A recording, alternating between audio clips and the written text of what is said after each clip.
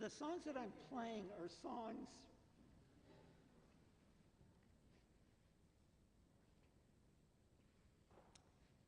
that we would sing together as a family in the car, harmonizing and such. And I'll play a couple more, and if you feel like singing along, there's some folks in the front row that are singing. Okay, let's see.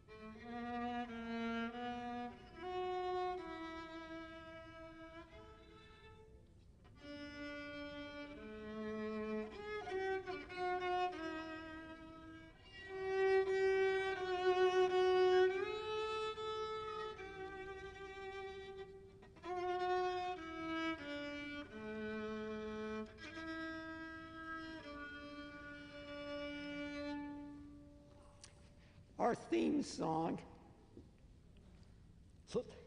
Look for the Silver Lining.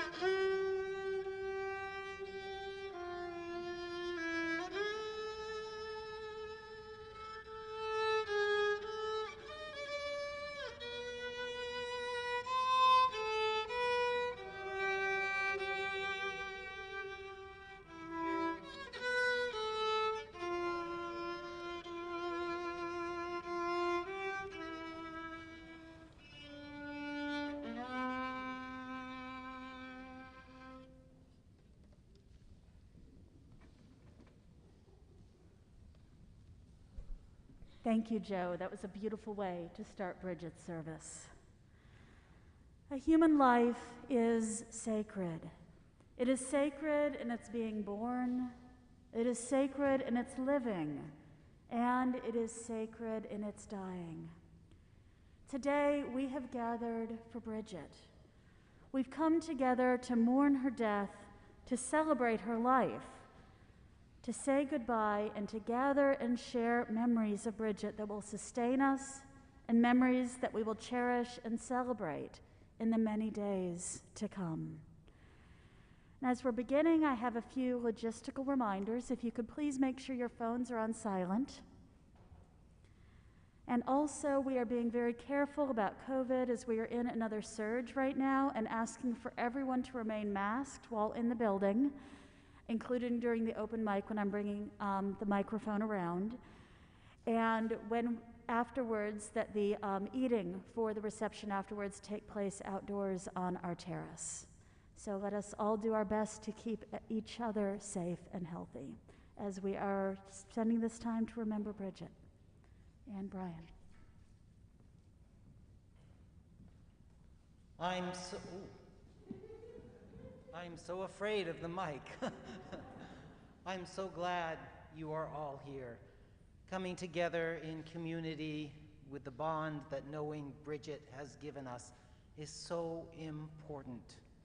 Whether you know her through singing or massage therapy or from church or friends or any other way, we all were touched by Bridget and that wonderful, wonderful spirit. And whether you are now feeling sad or giddy with delight that we're going to have pie in a while, or just glad to be together and have a chance to remember her, whatever you're feeling, it's held safe here. There's sort of a glow that the time with Bridget has given us all. Bridget feels very much alive in my heart and in my mind. It really is just like I saw her last week, and then I saw the dress as I was coming in, the dress that she loved to wear, and then the pictures. There was a light about Bridget. She was somebody you really wanted to see. You looked forward to seeing her, and you could be yourself with her because she was herself with you. Whatever she was feeling, whatever you were feeling, she was there sharing that with you. And you could laugh with her, you could cry with her, and she would cry with you, and she would laugh with you. And whatever it was, she was full in the way she shared her emotions. There was a fullness about her person that wasn't hidden behind sort of a polite barrier of things.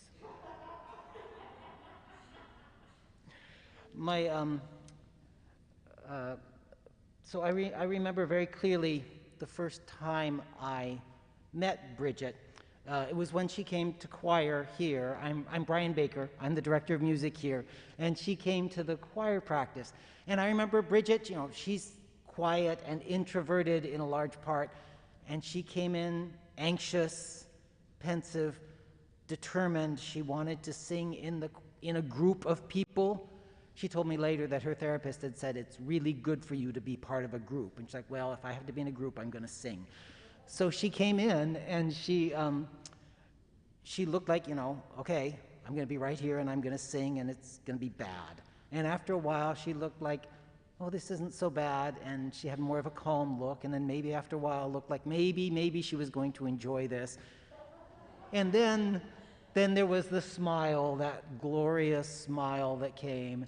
Then gradually I saw her making friends with people, and eventually Corinne started coming to choir, and Bridget just opened up more and more. And I saw how she made really special bonds with a lot of people. I was very fortunate that I felt like she and I had a close connection. I know she was very important to me, and I think I was to her.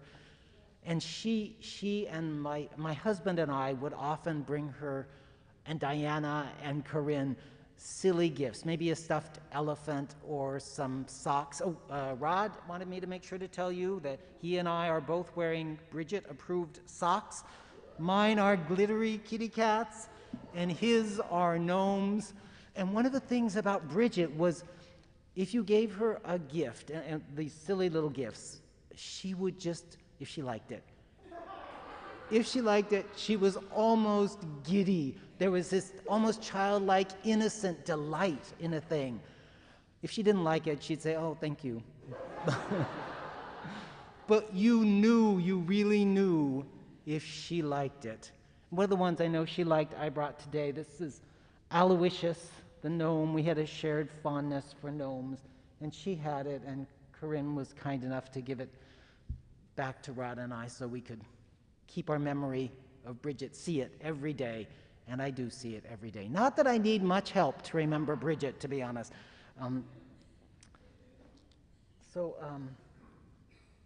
When Bridget was happy, she was really happy. When she was sad, she was really sad. If she started crying, it was not a polite dropping of a few tears. It was a flood. And when she was happy, everyone could tell. That was just sort of radiated this really wonderful energy. And there was a genuineness about Bridget. When she told you, oh, I love that, she really meant it. If she said, oh, I love this piece of music, or I love this movie, or this book, it was really true. And so the movie Inside Out, She said she loved it. She loved it. She talked about it a lot. Poulenc's Gloria, which is a great big piece we did here with orchestra. She loved doing that, the whole journey of learning that really difficult piece and then performing. There's something about Bridget. She was so full with her emotions. She didn't hide them. She let them out. There was an acceptance from her. And I have to credit her family for doing that, because they gave her this ability to just be so accepting, not just accepting of that, but accepting and willing to share it. And that's meant something really deep, I think, to all of us who knew Bridget. I have so many memories of Bridget. Some of them are just little things like she sent a picture going into Disneyland, and she was wearing that cute little backpack she has that's like this big, and she was walking into Disneyland just looking elated. There was another one from her trip to England, to London, which we talked about. And then for a little while, she took lessons with me. She had been a mezzo, and then she switched up to soprano. And so when we were doing this, I remember one lesson in particular, working a new coordination of voice and breath.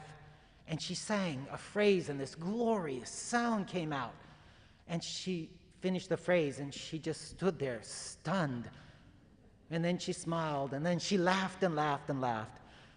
And then there was another one, which in a way wasn't such a happy memory. It was early in the pandemic when we had to do Zoom lessons, which can be really awful. And I asked her after a little while, she'd done some more, and said, okay, are you ready to stand up and sing? And she said, I don't think I can. It feels wrong to stand up. That sense of being so heavy with the depression. And yet she was still there. That determination in Bridget, the strength. She was determined. She got up early, drove south for her massage practice, finished that, drove all the way up to Marin for her therapy, drove to San Francisco for her voice lesson, and this was before the pandemic, obviously, and then home to Alameda. She was determined to do things well and completely, whether it was being a good massage therapist or a good singer, but most of all, she was a really good friend. So many really genuine, deep connections. There was that seriousness of purpose, the gentleness, the warmness, the glow. It seems to me like that's a very complete human being, and in this case, a really wonderful one. And I hope and fully expect that the light of Bridget will be a part of my inner life for as long as I live.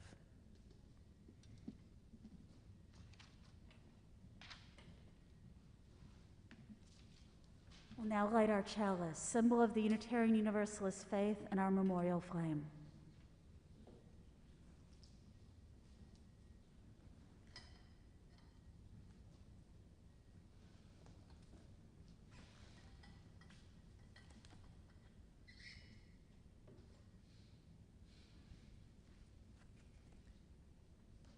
The birds, they sang at the break of day.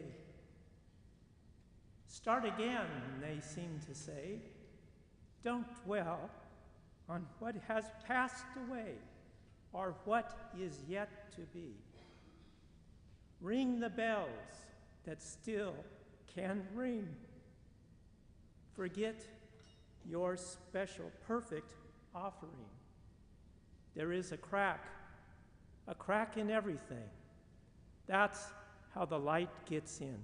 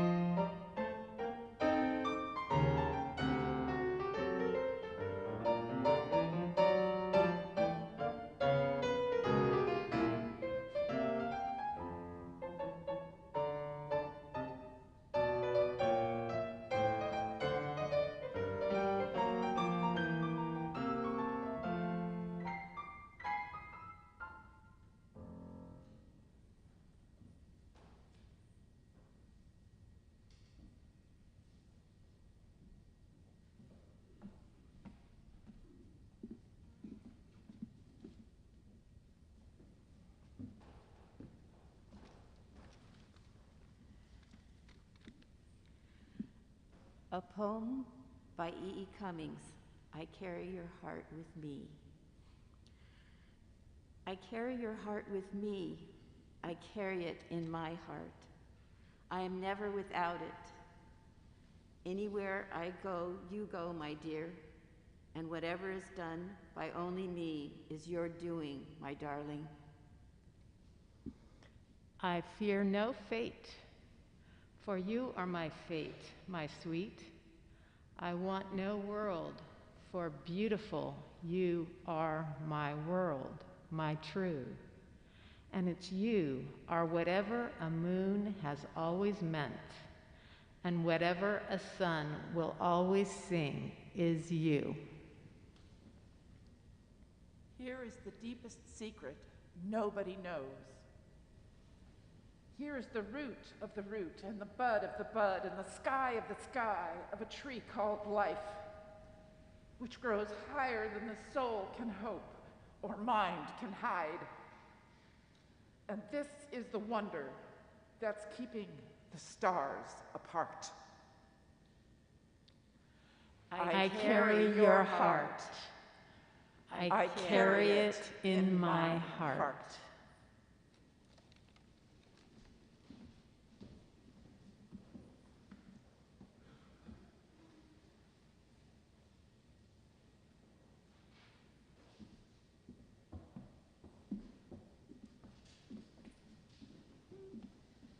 Hello. I am Corinne, Bridget's sister, and I wanted to say a few words about Bridget before I go into the song I wrote.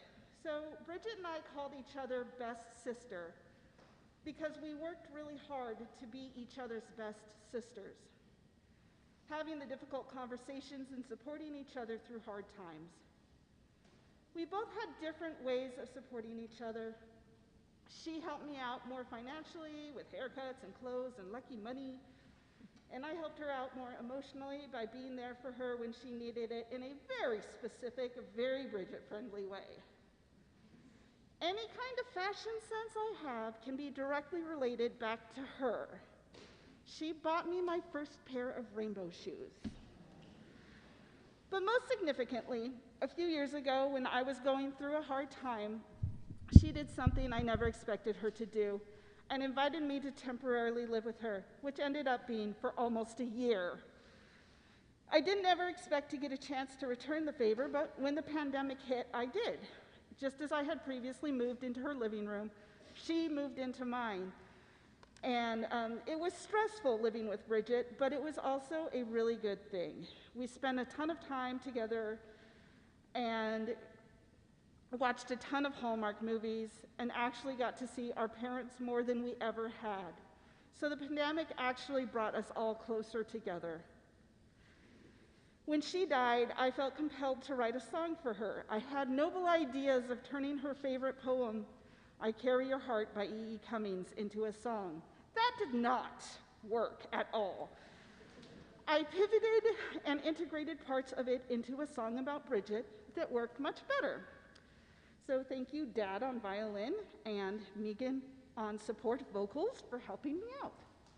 Let's sing. Yes, thank you.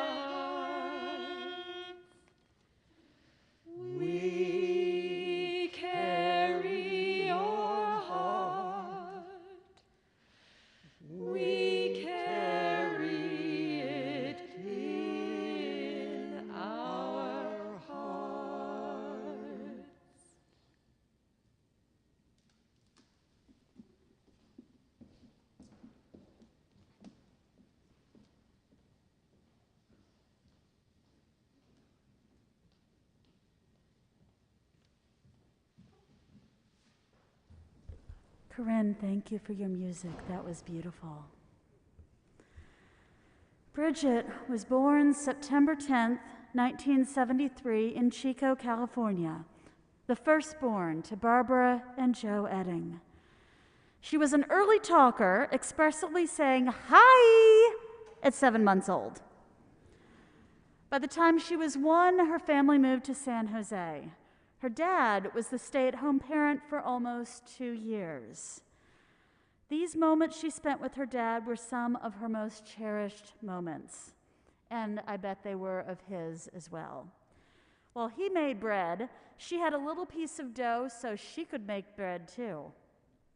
She'd ride on the back of her dad's bicycle as they sang and biked through the streets. In 1976, she became a big sister, the kind that knew when her baby sister Corinne needed to be read to, and also the kind of big sister that refused to move when said baby sister was obviously harassing her by reaching out to poke her.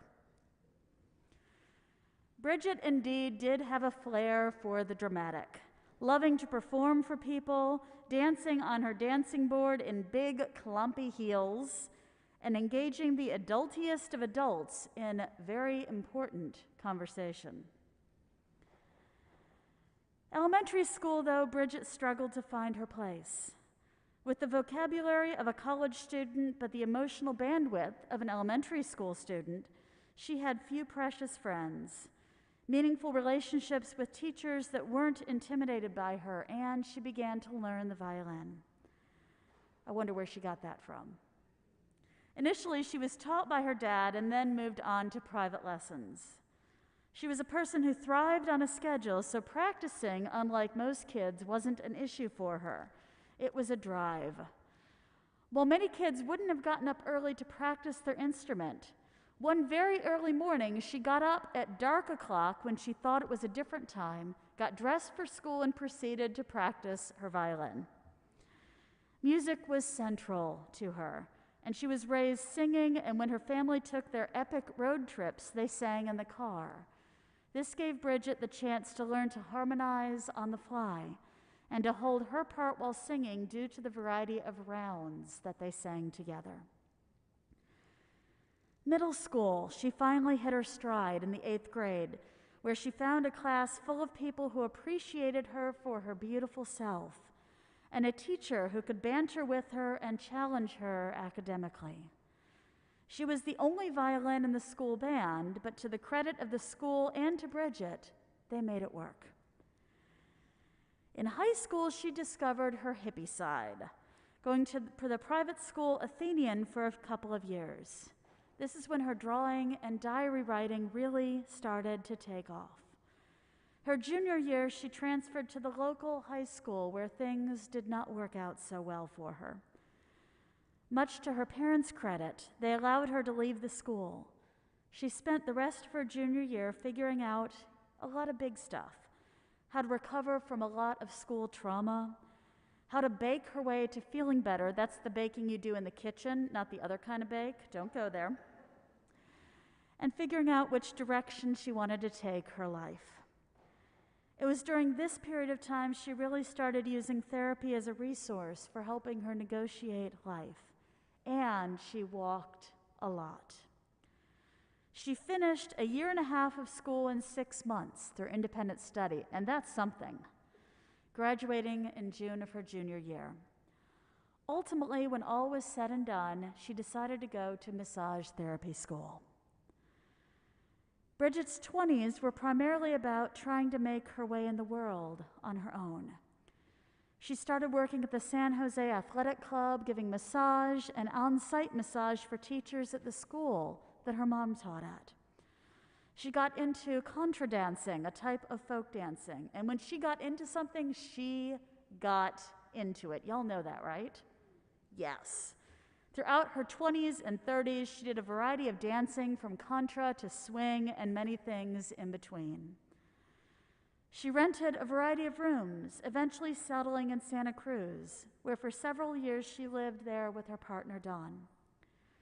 She worked at Courtside Athletic Club and Spa in Los Gatos, doing massage, and ultimately became their lead massage therapist. She learned how to drive following large trucks over Highway 17 between Los Gatos and Santa Cruz. That's something, isn't it? And even though her romantic relationship with Don didn't last, he remained a valued friend of hers throughout the years. In her 30s, Bridget's life began to really stabilize. Through her years of therapy, she was able to negotiate her feelings and relationships a lot better. She started reconnecting more strongly with family, taking trips to Hawaii, Paris, Germany, and then the very highly sophisticated Disneyland, which ended up being a place she would frequently retreat to. She continued to draw, to sing, and be fiercely loyal to the people she was close to in her life. In the last decade of her life, Bridget really kicked up the good a notch. She opened up her own business, Just Be Massage, and was able to continue many of her existing client relationships. Bridget had a special bond with her clients, holding space for them in a very intentional way, taking a vested interest not only in them, but in the quality of their life, even when it wasn't related to just what she was doing for them. When she found out that one of her clients had ended up stuck on the floor for hours due to some physical limitations, Bridget strategized with her, showing her a way to get up off the floor in a way that would work for her, and had this client practice in front of her. She didn't have to do that, but for Bridget, she did. That was who she was. Bridget also joined this congregation, UUCB, finding not only a musical home, but a home for her heart with Brian and the music program here. And just for a show of hands, how many people here are in UUCB's music program? This is the family that Bridget found here. With the choir, she got to perform the classical pieces she loved. She became a part of a singing trio, the Ellies, with her sister Corinne, also a fellow choir member, and friend Diana. She was a song leader during services and also got to perform solo during musical programs like Love Songs and Chocolate. That's fabulous together, right? Love Songs and Chocolate? Yes, love that tradition here. She really appreciated the way that Brian accepted her for who she was, even when she melted down, when the demands of the choir felt overwhelming. As you experienced earlier, he was a calming, centering, and accepting force for her. A big step for her was quitting her drinking and getting on anti-anxiety medication, which helped her turn the volume down in the world, making things easier. And I love that these things were okay for her to talk about publicly in order to encourage other folks when they are feeling those places in their life, that it is okay to get the help that we need. She still struggled with anxiety and panic attacks, but things were better for her. During the pandemic, Bridget's world got turned upside down. As a person who thrived on structure and whose heartbeat was helping her clients, she found herself suddenly in a space that she didn't have that. She was unable to work, but the community that Bridget had so lovingly crafted for herself over the years reached out to offer support. Her family, clients, and members of the choir here all had their different ways of letting her know she was loved and supported. So Bridget did what a Bridget would do. She packed up her apartment and moved in with her sister Corinne, who just talked about this a few moments ago. She walked by the Alameda shoreline. She took beautiful photos of the water and, as you heard, watched a ton of Hallmark movies with Corinne. At the point in time when Bridget died, she was actually doing really well. She was happy. She was looking at apartments to move back to Alameda. Her work was going well, and she was on stronger and better footing than she ever had been. Bridget was many things. She was highly flawed, beautifully strong, intuitive, creative, and again, beautiful soul, whose life work was really figuring out how she could live her best life. She knew she had a crack in herself, but that didn't make her broken. Instead, that crack in herself was how the light got in. And now, in the spirit of Bridget, who, while she could sit so still, also appreciated bodies. So before our next piece of music, you've been sitting for a while, so let me invite everyone, as you are able, to stand up for a moment. And if you know well the person beside you, give them a shoulder massage or give yourselves a shoulder massage. Bridget took care of bodies, let's take care of our own.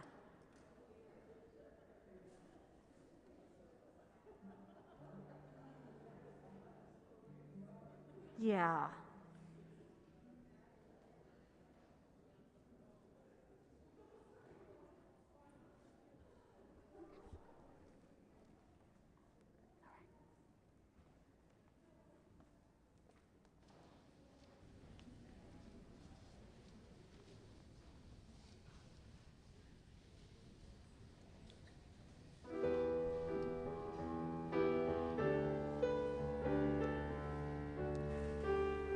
The birds they sang at the break of day.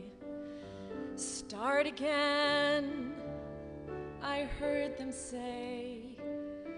Don't dwell on what is passed away or what is yet to be. Oh, the wars, they will be fought again. The holy dove, she will be caught again. Bought and sold and bought again. The dove is never free. Ring the bells that still can ring. Forget your perfect offering. There is a crack in everything. That's how the light gets in. We asked for signs, the signs were sent. The birth betrayed, the marriage spent.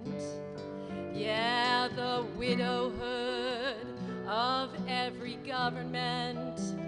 The signs for all to see.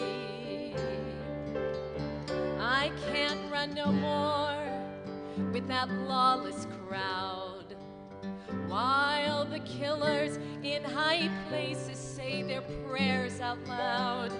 But they've summoned up a thundercloud.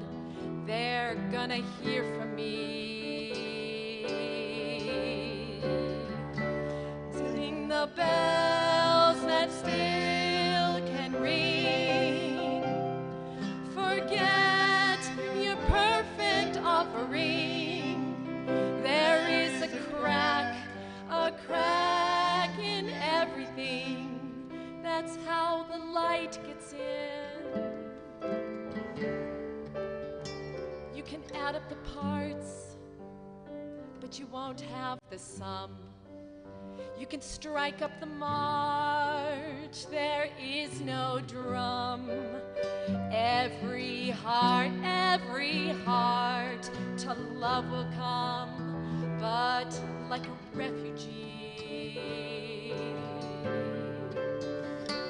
Ring the bells that still can ring.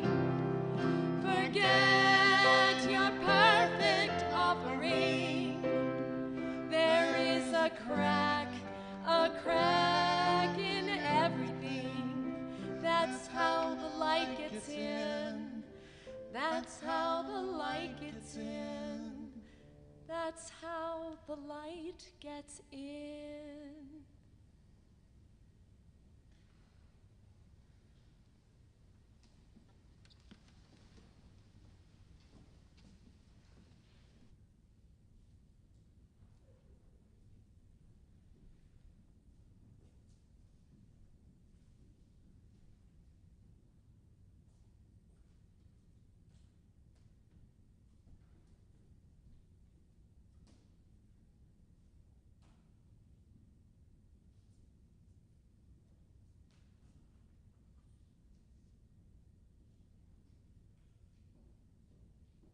just testing the height.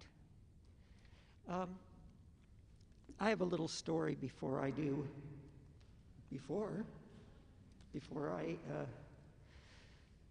a number.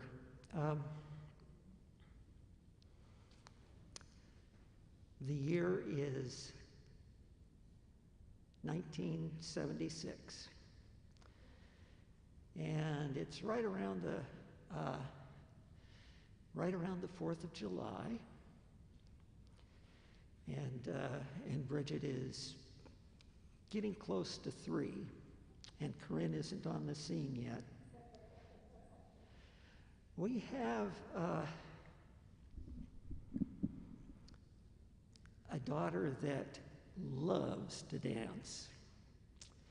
She has her dancing board that she puts on the floor and does her dance on, and she has her hush puppy half heels that are way too big, and she has the dress that is Goodwillish, that is floor length, and she does her thing frequently.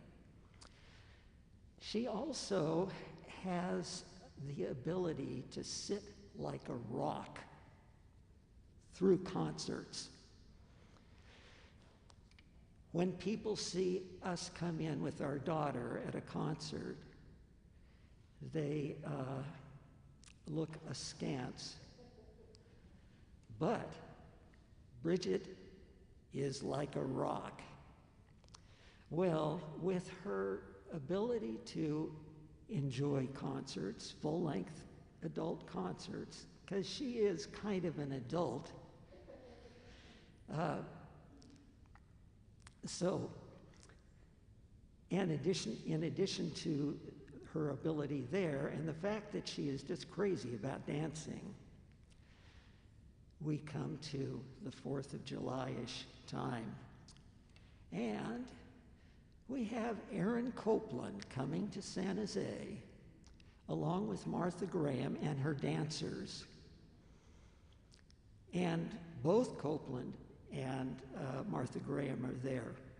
So this was just an opportunity we couldn't pass up. So we march in with Bridget, and she does her usual thing of just sitting and attending, like people like me are unable to do. And when she gets back, her dance style has changed. Well, it's moments like these that you say, okay, there's something going on here. I mean, really going on. And so that's my story for you folks. One thing I like about these services is you find out things about your friend, your daughter, whatever, that you didn't know before. And I figure if you don't, it's a bad service. At this service, it's going to be good.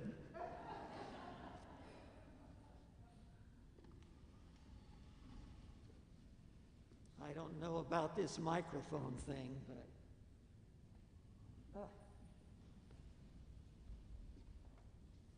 it would need to be in back of me and underneath.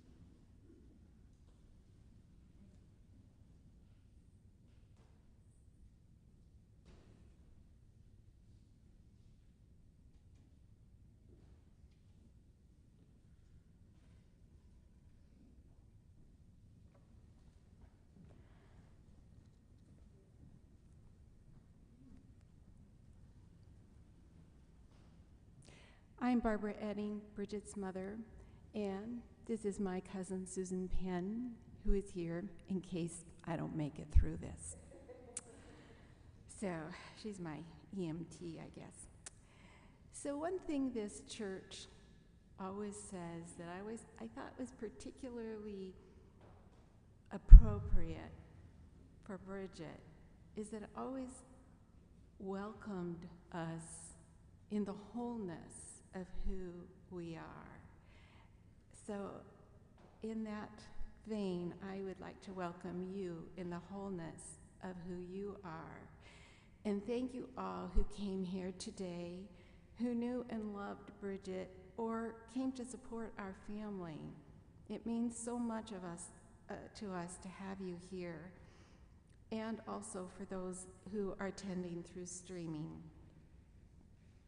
We want this service not to mourn, but to honor and celebrate Bridget as a complex, intense, introspective, anxious, intuitive lover of family, clients, and the arts that she was. The following is my loving guide to Bridget's celebration. Books. We started reading to Bridget as an infant. Although Bridget was not an early reader, she liked to think she was. Great-Grandma Eding was reading to the 2-year-old Bridget before dinner. She told Bridget, "You could probably read this better than I could." Bridget responded, "Yes, I can." She finally did learn to read in 1st grade. It was almost as if her brain said, "Thanks for the tips and tricks, I'll take it from here." That summer, she read the unabridged Swiss Family Robinson and the entire Little House on the Prairie series. On her 10th birthday, Bridget requested to spend the day in her bedroom reading a new book, Hans Brinker, eating potato chips, and drinking Coca-Cola in glass bottles. Corinne, as Bridget's gopher, was the only one allowed in the room. In 5th grade, she read 6 books by Louisa May Alcott and created a school project tying the books together with the theme of family. In the book area, you will find a copy of Little Women given to her to replace her worn-out copy. You will also find Hans Brinker in that collection. In her own words, as an adult, Bridget expressed her intense relationship with books. Books, a poem, a paper filling to the top delectable words I devour, dog ear, underline, ruminate, and again place your pattern over the top of my life like a pie crust, every flavor. You sit waiting in my glass front literary pantry, ready for the long cold winter, the dog days of summer, a green, rainy spring day, crisp fall, smoky, crunchy red leaves day. I will not keep you pristine on your shelf. I will inhale your essence, suck out the marrow. I may destroy you. I am not very gentle in my passions. The unmarked book did not merit one more glance. Bridget Eding. You will find books in the social hall to take home with you to devour. Clothes. As the at-home parent, Joe reported that he had set out overalls for her to wear for the day. She threw them down, as only a 14-month-old could, and said, "No overalls. I am Bridget Eding, the lady. I wear dresses." She did eventually choose to wear pants, but was always particular about her attire. We hope you enjoy the photos of Bridget posing with various costumes and ensembles over the years. We have some of her clothing on display in the atrium, including her glasses, which were both necessary and ultimately a distinct fashion statement. When she first had to try on glasses frames, however, she threw them across the optometrist's office. She was given a stern and instructive talking to by the optometrist, since she couldn't even distinguish the big E at the top of the chart. The quilts in the atrium all have a piece of fabric from Bridget's garments. It is our desire to raise funds for her beloved church through the quilt raffle. We hope you will support us in that effort. I am so grateful to my friends from the Silicon Valley Modern Quilt Guild who immediately stepped up to the plate to make these lovely quilts. They even drove up from the South Bay to run the raffle. Thank you. Music. Music was an integral part of growing up. There was no car radio, so we had to sing to our tiny, cranky passenger to keep her from crying. One time we sang all the way from Berkeley to Chico. She started singing at some point after 1. By 2, she attended chamber music concerts sitting in her little booster seat.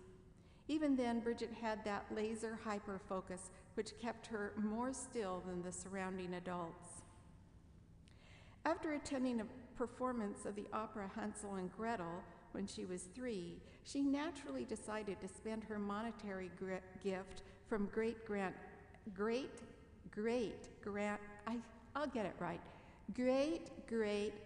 Aunt Helen on a record of the opera. Bridget, as you heard earlier, started playing violin at 8 years old. After she put away her violin in her freshman year, her connection with music evolved into vocal music. In her teens, she joined the San Jose Peace Chorale. Later, she searched for a spiritual community that would also provide her with an inspiring and substantial music community. She found both at this church. She felt wholly embraced and had opportunities to spread her wings musically. She loved leading hymns, singing in the choir, performing solo, in duets with Corinne and in trios with Corinne and Diana in the Ellies. Before the COVID pandemic, she had been taking vocal lessons and was even branching out into beginning arias. Art. Bridget had trouble with fine motor coordination and learning how to write. It is fascinating that she later found a passion for calligraphy and lettering, incorporating them into most aspects of her art. We have boxes of her art combined with musings, questions about the meaning of her life, affirmations, collages, little books. We have copied one of her little books that she made using a brown paper bag. It is a good example of how she processed through art. Help yourself to a copy from a display table in the atrium. Is that right, Corinne? It's in the atrium? It's in the atrium. Things have evolved since I wrote this. When it came time for me to make a quilt for her, I had some trepidation due to how particular she was. She picked out a pattern she liked and was happy with the fabric I suggested. I thought I was getting off easy. But wait, there was the back to consider. She wanted a family tree, using a specific font and specific thread color stitched out on the embroidery machine. The design needed to include the squares from the skirt Great-Grandma Eding had made for me in the early 1970s. A copy of the family photo of Bridget's first Christmas where I was wearing the skirt had to be included. In addition, the poem, which you heard earlier, I Carry You in My Heart, was essential. She created a mere 5 designs for the layout. At some point, she declared, I'm so glad I don't have to micromanage this project. Hearing that, I was most grateful as well. I couldn't imagine what it would have been like had she micromanaged it. A couple of times for her birthday, we had lunch at Lithia Park in Ashland, Oregon. There, she would bring her art materials and a large paper.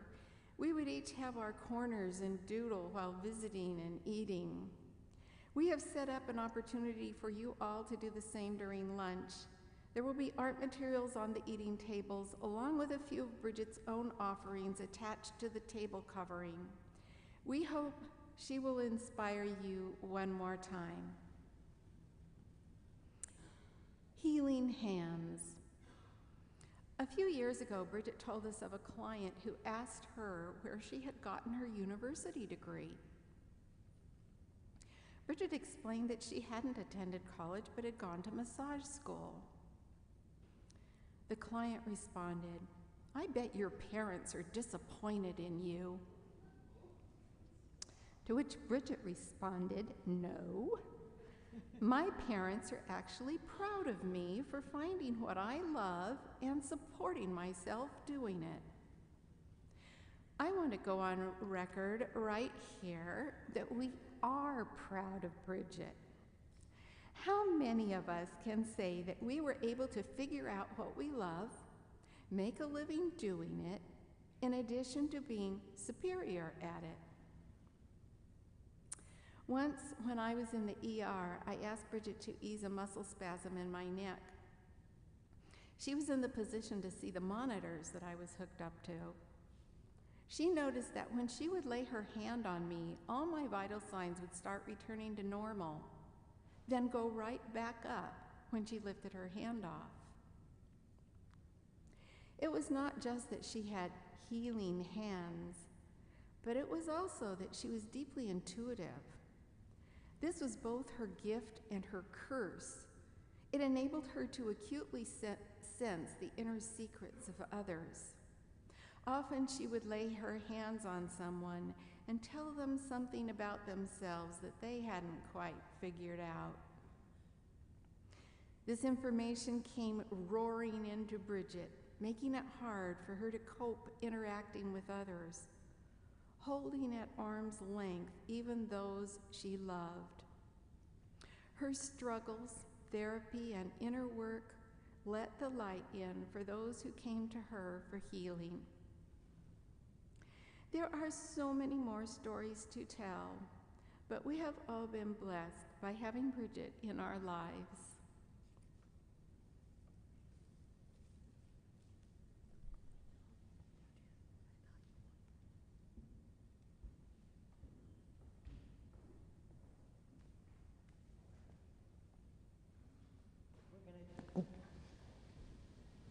We're going to take a little break from music, and you are welcome to stand up. We're going to sing one of those rounds that the family sang so many times. And I think the words are going to be up on the screen, but I don't know that you'll know them. These are the words: "Make new friends, but keep the old. One is silver, the other gold." And then the second half is: "The circle is round, it has no end. That's how long I want to be your friend." Some of you already know this one. Please sing it along with me. Let's do the first half so that those who don't know it can get used to how it goes. So we'll try the first half of the round. Here we go. Make new friends and keep the old. One is silver and the other gold. Fantastic. Let's do it again. Here we are. Make new friends and keep the old. One is silver and the other gold. So here's the second half now. The circle is round. You can sing along with me if you know it. The circle is round. It has no end. That's how long I want to be your friend. Let's do that half again with everybody. The circle is round, it has no end.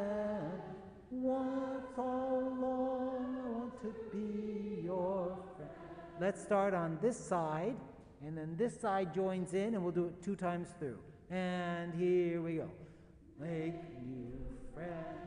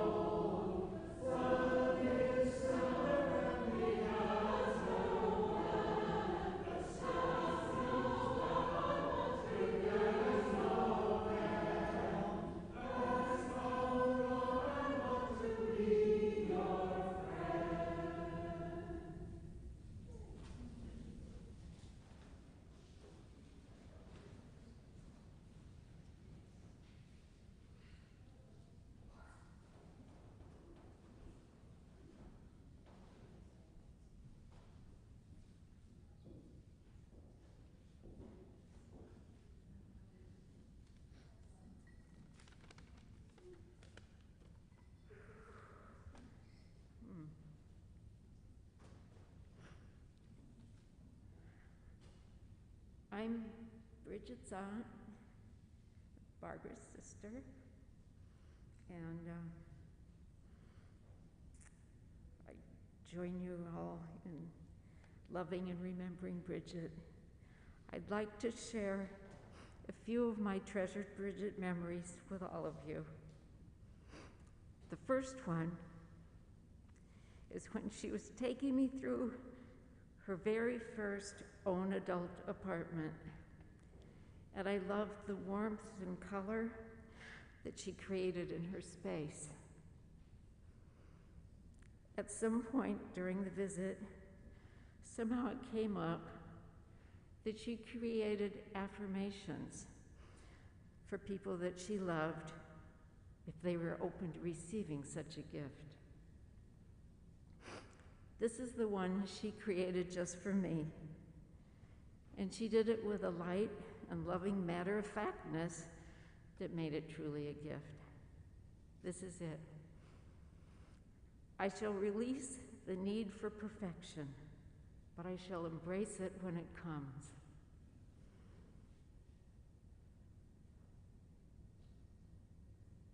And Barbara, and anyone who knows me well, can tell you that Bridget was spot on.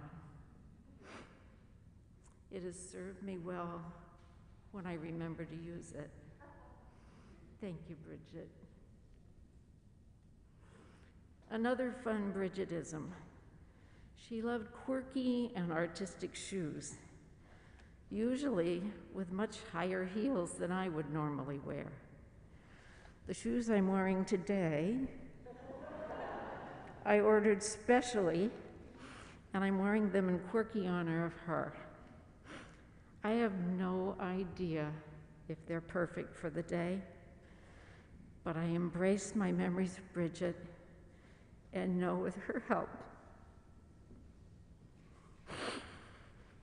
the perfection is because I picked them out with love for her, and that's what matters. The last thing that I want to share with you all is that I'm holding a unakite stone. It's very beautiful, that Bridget gave me. She gave them to people that she loved, and she told me that the reason she did was because they helped to ground a person. And she treasured the peace of being grounded when life was sometimes too much to handle unless you grounded some of it. She gave me 2, and one of them I will continue to use as she intended, to help me ground when I need to, feeling the love in her gift of this beautiful little stone. The other is resting near her memorial tree in her mom and dad's garden. For anyone to ground themselves when they're visiting over there. Thank you.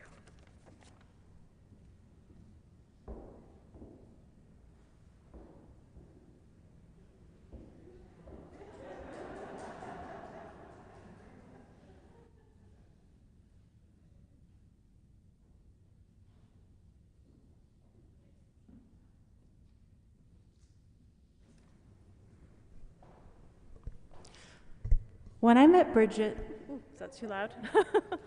When I met Bridget, I was in 4th grade and she was in 1st, but at this point, she was already talking about Little Women, and I was in more of a Ramona Quimby, Beverly Cleary stage.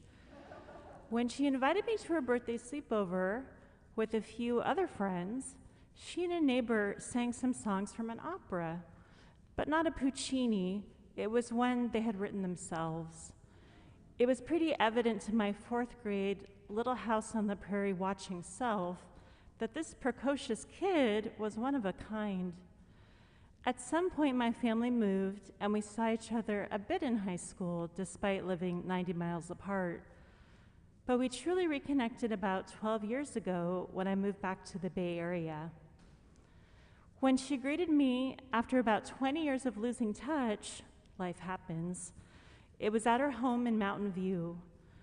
Bridget welcomed me at the door with a glass of wine and made me the most amazing grilled cheese sandwich I had ever had in my life. She lovingly made a potato hash with garlic and onions, topped it with tomato and Irish cheddar, and pan-fried it to perfection. We spent a few hours on her couch talking about all kinds of topics, and I left deeply happy that this childhood friend was solidly back in my life. This was our ritual. We would meet perhaps every 4 months, usually at her house. I would pick up some ingredients and chocolate, and she would make those melty sandwiches as we would talk our hearts out. The last time we communicated was the day before she passed. She popped into my mind, so I reached out and we made some plans to see each other the next day on Facebook Messenger. I will always keep those messages. These are the things that Bridget taught me. Take that trip. I am so happy that Bridget traveled to Germany, Paris, London, Hawaii, New York, and Disneyland. Whether a solo trip or with friends or family, she regularly traveled. Another lesson: you don't have to know how to cook many things, rather pick a few things and make them well. She told me her 3 things were melty grilled cheese sandwiches, lentil soup, and kick-ass cookies. Recharge. Bridget was in a helping profession, and she knew how important it was to rest and read and sketch and be introspective. Connect.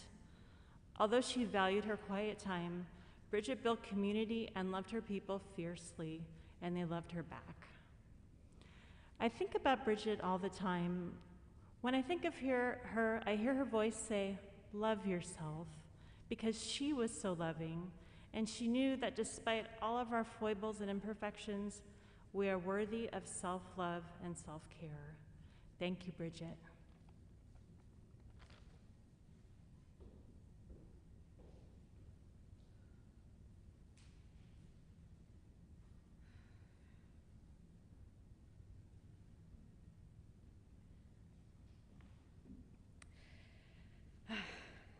It's in the script, but it says it's hard to know what to say.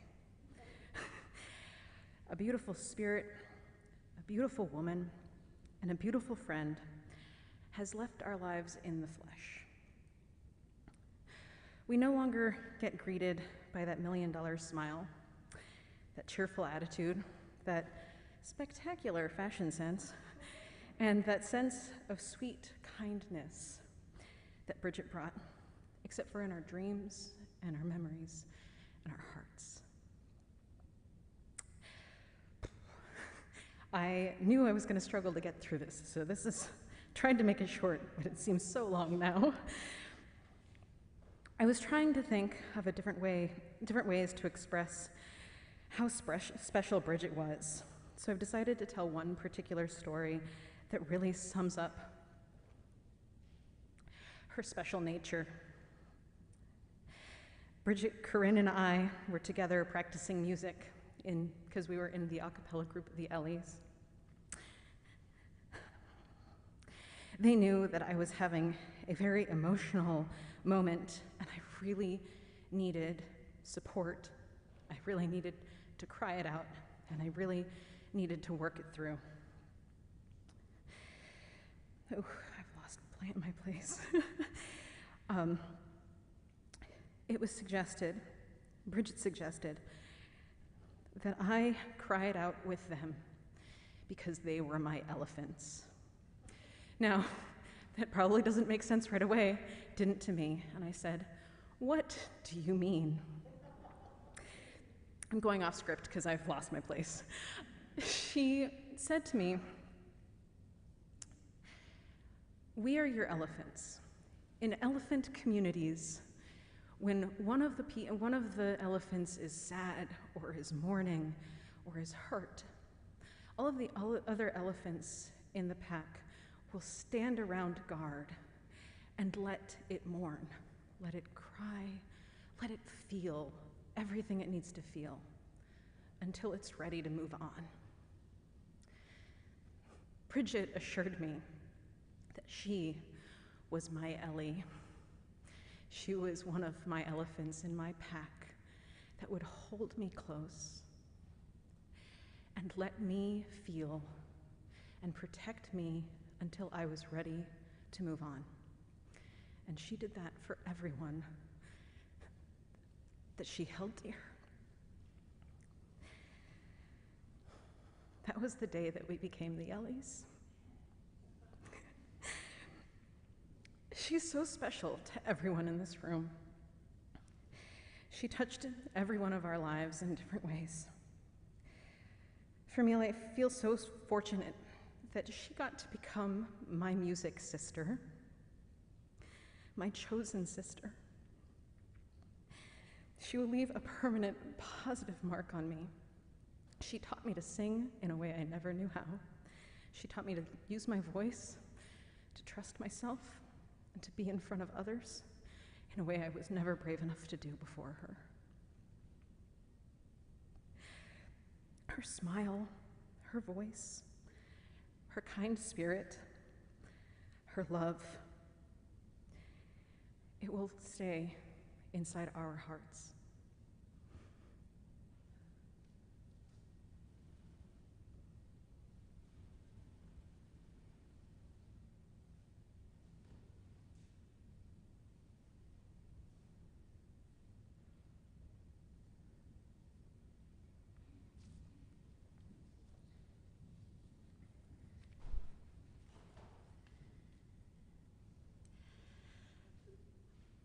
I met Bridget here at the church. I noticed her right away because she always wore the most amazing outfits and had a really fabulous sense of style. She was also a song leader in the choir and sang extraordinary duets with her sister Corinne and in trios with Corinne and Diana.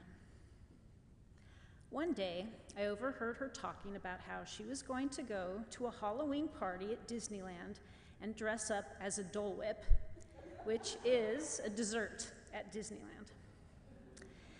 Now, there are 3 things that I love, and those are Halloween, Disneyland, and Dole Whip. When I heard her talking about those things, I knew immediately that I had to absolutely be friends with this person. So I insinuated myself into her conversation and gave my opinions, and she was very gracious about my comments. A few weeks later, I was helping to throw a Halloween party here at the church. Not many people volunteered to help, and I was very stressed and overwhelmed. I confided to Bridget, and the day of the Halloween party, she showed up and was there from the beginning all the way to the end extremely helpful. I didn't realize until much, much later that those kind of big events was something that Bridget was not comfortable with and didn't like. I think it was a really big testimony to her sensitivity and kindness that she would help me out in that way when she really didn't know me that well. As I came to know Bridget and we developed a friendship, she was really there for me when I needed it, particularly during difficult times, when my mother passed away and after I had surgery. She was always there to offer support and love and hugs and even cupcakes when necessary. She gave me rides home from choir practice, even though it was completely out of her way. I really came to know Bridget best through her art. During COVID, when she could no longer work, I invited her to come to my house and make art with me. She was an incredible artist. A Disney animator once said that the drawn line is the seismograph of the soul. And if you saw Bridget's art, you would definitely see her soul. It was charming, whimsical, colorful, and witty, just as Bridget was. I have a drawing board of Bridget, and it is filled with profound musings and charming little sketches. And there is a sketch of a fairy house. We both shared a love for fairy gardens and these enchanted miniature landscape creations. The last message I received from Bridget was a picture of a tree in a fairy garden reading books. To honor Bridget, I assembled a miniature fairy garden outside of the choir room. There is a tree reading some of Bridget's favorite books, and there are fairy houses representing aspects of Bridget's life. There is a music house, a healing house, and an art house, and if you look inside, there are some of Bridget's artworks. I really miss Bridget. I miss her hugs. She gave really great hugs. And we had a lot of fun together. A few days before she passed away, she and Corinne came to my house, and we watched a movie I really wanted her to see. During the movie, I glanced over to watch to see if she liked it, and she had a really big smile on her face, and it made me so happy. Afterwards, we ran around outside my house with sparklers. And that's how I will remember Bridget, smiles and sparkle. I don't think you ever get over the loss of someone you love. That grief is too devastating. But to know grief is to also have known great love. In time, grief becomes gratitude for the love and joy they brought into your life. I am so grateful to have had Bridget in my life. We will carry her spirit and love in our hearts, and that will be with us always.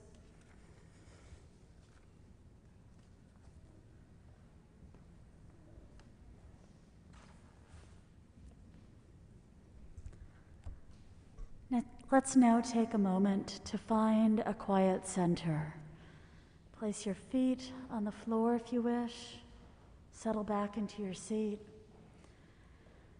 Gently take in a nice, deep breath and release it. We'll begin our period of meditation with a reading by Merritt Malloy, followed by a time of silence. When I die, give what's left of me away to children and old men who wait to die. And if you need to cry, Cry for your brother walking the street beside you. And when you need me, put your arms around anyone and give them what you need to give me. I want to leave you something better than words or sounds. Look for me in the people you've known and loved. And if you cannot give me away, at least let me live on your eyes and not your mind. You can love me most by letting hands touch hands, by letting bodies touch bodies, and by letting go of children that need to be free. Love doesn't die. People do. So when all that's left of me is love, give me away. Let's join now in a time of silence.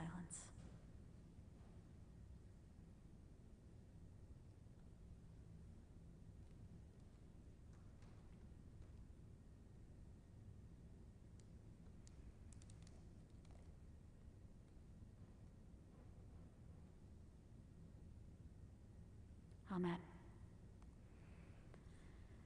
Now we've come to a time in the service that we open it up for other brief memories to be shared. But as music was so important to Bridget's life, we'll start this time of sharing with some more music.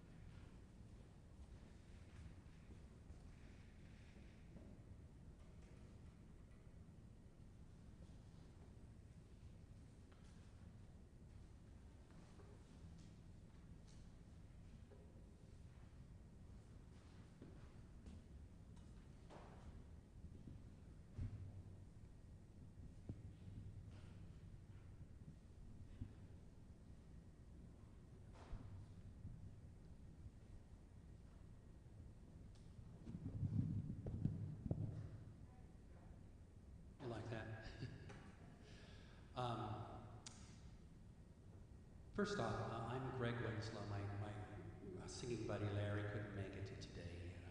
He had some health things that came up, so he's sorry that he couldn't be here. And the song that I want to sing for you is called I'll See You in My Dreams, and I have Joe to thank for bringing that to the band's attention. And if you'd like to hear and see a nice rendition of this particular song, what you can do is go on YouTube. And there's a fellow named Joey Brown. Now, not Joe E. Brown, the comedian, actor from years ago, but Joe E. Brown. And Joey Brown sings this song. Of all things, he's singing it at George Harrison's memorial service. And it's just the sweetest song. And he does it on the ukulele.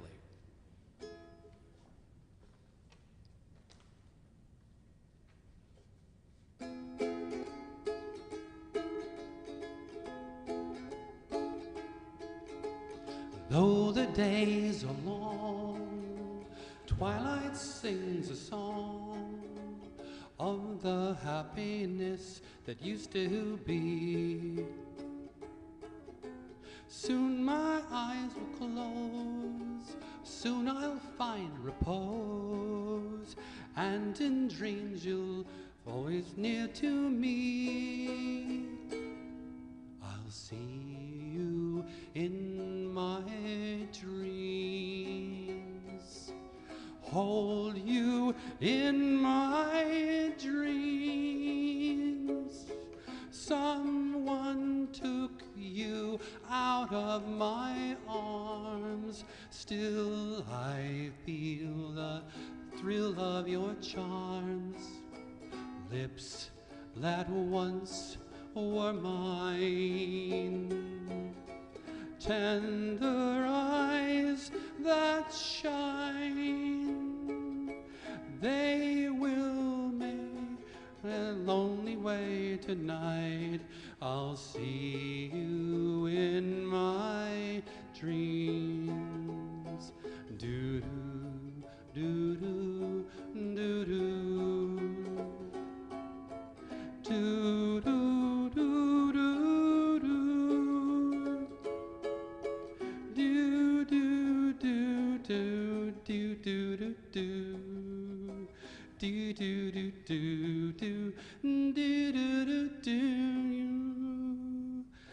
lips that once were mine, tender eyes that shine, they will light my lonely way tonight.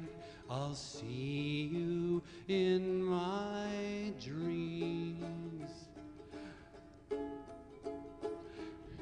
I'll see you in my dreams.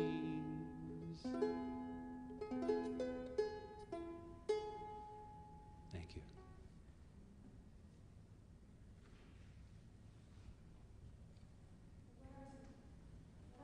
Is that you see in your dreams? Anyone would like to briefly share a memory? There we are. Now it's on. I invite you to raise your hand, and I'll bring you the microphone. So, if you, oh, you don't, okay, we're going to come up here. Okay. And I ask that you please keep masks on, and you need to hold this close so it can be heard, especially now that it's on. My name is Terry Stokes. I'm Roberta Shaw. And I met Bridget through the choir. And at the time when Barbara and Bill Holloway were still here, and they were about to retire, and Bridget gathered us. And I think it's because of our association with Love Songs for Chocolate. We'd been doing duets together for a while. And why she recruited us, I don't know. But she had come up with a lyric for their farewell to Sergeant Krupke from West Side Story. Officer Krupke. Yeah. Officer Krupke. Officer Krupke. And that was my first time of really interacting with her. Her enthusiasm and her excitement about doing this together. And it was very clever, the lyrics. I wish I could remember them. I wish I had them still somewhere in a computer file, but my goodness. It was such a joy, and when we finally got it, and it was complicated to sing, her enthusiasm and joy was just amazing. Yeah. Yes, it was a wonderful memory, and she was so talented, as you all know, and not only as a singer, but as a lyricist, because she made fun lyrics about this couple who were our ministers leaving. And this must have been 6, 7 years ago when they left, but anyway, so it was delightful to do that with her and have the fun of singing and being with Bridget. And I'm happy I got a few of those Bridget hugs. They were amazing. Michelle, thank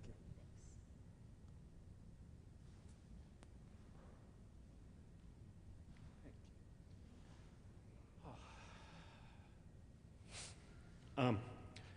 I'm Don Hatch, Bridget's friend. Really close friend for a good part of our lives, my closest friend.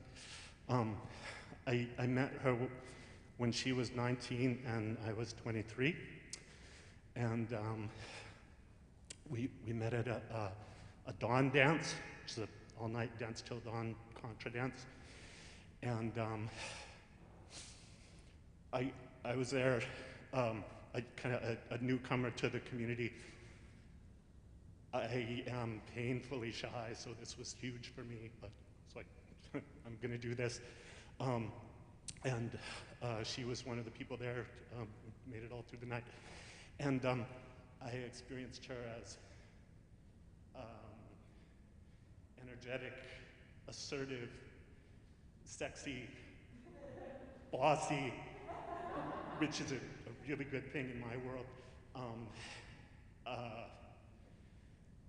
Not nearly the most psycho woman in the room, which I got maybe the bar was low, but it's really good. And she was totally on the ball. She would, when I was about to screw up and like veer off in the wrong direction, she'd grab me, place me in the right place, and fix it. And she was doing that for a lot of people. And so, yeah, we went to, a bunch of us went to Kiva afterwards. I went with her to Bonnie Doon Beach afterwards. We started seeing each other. And shortly after we started seeing each other, she was feeling a bit overwhelmed and scattered because she was seeing somebody else too, and was just feeling like her attention was scattered, and she felt like she had to make a choice. So between me and some other guy I hadn't met, so she made up 2 lists of our pros and cons. And it did not look good. This guy was this upstanding citizen, breadwinner, just model person, and I was in big trouble with the DMV, in trouble with the law in interesting ways. Not homeless anymore at that point, I don't think, but I didn't look good on paper. And so I was like, okay, this isn't gonna last very long. So a little while later, I saw her again, and she said, I've made a decision, and I've picked you. And I was like, okay, cool. Why? And she said, well, I discussed it with my therapist, Candace. And I went over these lists with her. And she said, and what Candace said was, when Bridget talked about me, she was calm. And that was not a small thing. And Bridget concurred, and that's how I won. And one more brief thing. Okay, so I lived with her for 10 years. We shared a house in Santa Cruz. Fast forward 30 years later.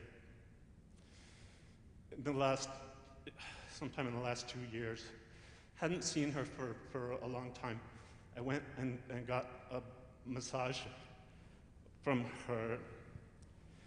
We caught up, we talked.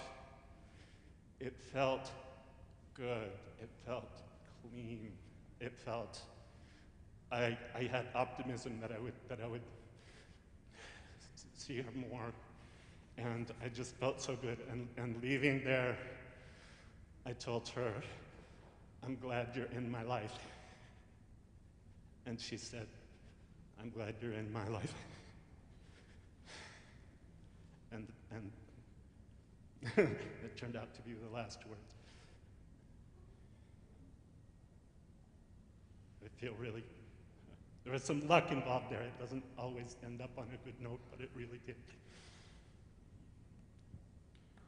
And y'all can't see, but Don has fairy earrings on.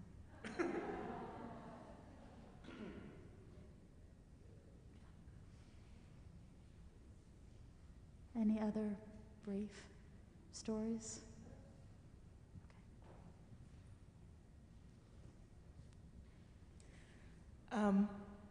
I knew Bridget since I was 2 years old. I'm Corinne's best friend. And I call myself the unofficial Eding, whether they like it or not. But Corinne said something that I thought was really beautiful, is that when Bridget passed away, she passed away in the most Bridget way possible. She had moved in with Corinne, so therefore all her stuff was lovingly packed and labeled and in a storage unit, and she didn't leave a lot of loose ends when she left. I thankfully got to take advantage of her stuff because I left a relationship that ended shortly after she passed away, so I got her stuff. They nicely donated all her furniture to me, and I have the most stylish apartment I've ever had in my entire life that's filled with all of Bridget's beautiful things. But my most favorite memory of Bridget is I saw her the day I found out that my dad had terminal cancer. And Corinne said, do you want to go see Bridget? And I was like, yes, I would. And hearing everybody talking about her healing and intuitive qualities reminded me why I did want to see her that day. And she lived with a landlord that had a full bar in his backyard. So as we were walking to her unit, she's like, "Do you want a cocktail?" And I said, "No, that's okay." "Do you want a beer?" "No, that's okay." "Do you want a glass of wine?" She was really trying to make me feel better and just offering me anything that she could think of. I didn't want alcohol, but when we went inside, she's like, "Would you like some ice cream?" And I said, "Yes, that actually sounds really nice." So she got me ice cream, and she carried it over in a bowl with the teeny tiniest spoon I've ever seen. And she said, "When I'm sad, I often find that eating ice cream with a little spoon makes me feel better." And I was just like, "Oh, okay." And I ate the ice cream with the teeny tiny spoon, and it did make me feel a whole lot better. So in my very stylish apartment now that's filled with Bridget's things, I always make sure I always have a teeny tiny spoon too.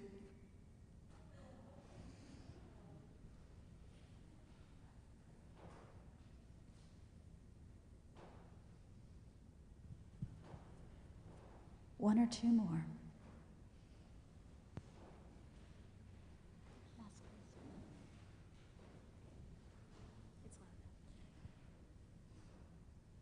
This has been a wonderful time to be with Bridget. Thank you all who organized it. I feel like I've been with her for the last hour.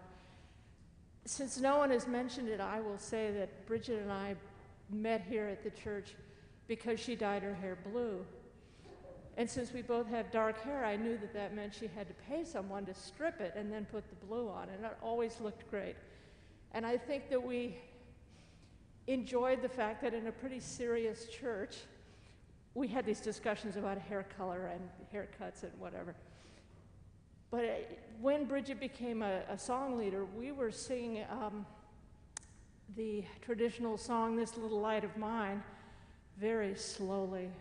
And it sounded like a dirge. And I said, "Bridget, when you and Corinne are up there doing the song leading, can you speed it up, please?" And to her credit, the next time we sang it, she doubled the speed, and it sounded wonderful, and the light was shining a lot more. One more.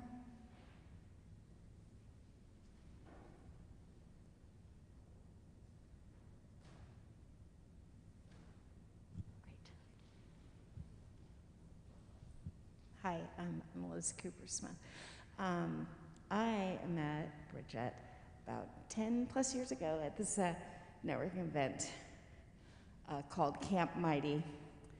And it's interesting because one of the things I will always love about her and Corinne is just the joy and the love and, you know, the smile, that great big huge smile.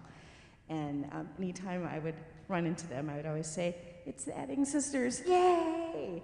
And that's the energy that she always brought. And just being here and listening to all of her friends and family, her life was like a gift and a joy to all of us, and something that I'll always remember. And I'm just really grateful to be here, to be able to say that.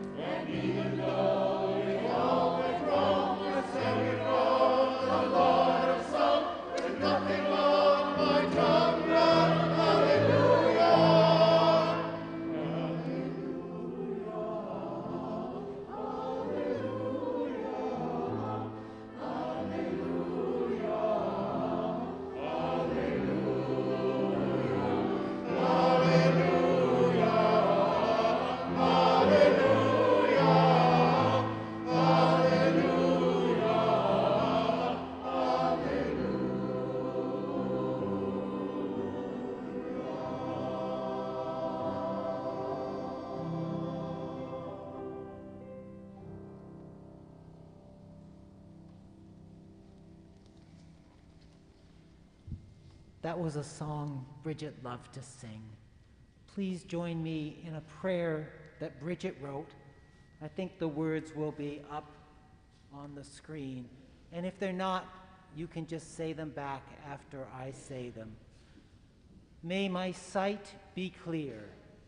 May my sight be clear. My resolve strong. My resolve strong. My voice audible and compassionate. My voice audible and compassionate. I bow my head and ask your blessing. I bow my head and ask your blessing. For protection for myself. For protection for myself. My business, those I love. For the world. For the world. Amen.